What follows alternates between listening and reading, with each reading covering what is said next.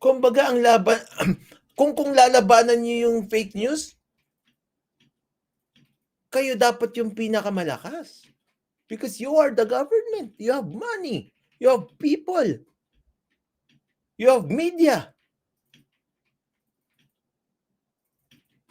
Tapos, bothered kayo dun sa mga independent na vloggers? Mumunting vloggers? So yun talaga, nakakabahala at obligasyon ng gobyerno. Nakakabahala talaga. Na you cannot do anything about it. Despite of the fact na kayo yung may resources. Na ito ay matugunan. Maayos ito dapat kasi kapag hindi natin natugunan to, So ano yung maaari tugon nyo dyan? Ikulong sila. Tulad nga sinabi ko sa inyo, pag kinulong nyo yan, hindi mauubos yan.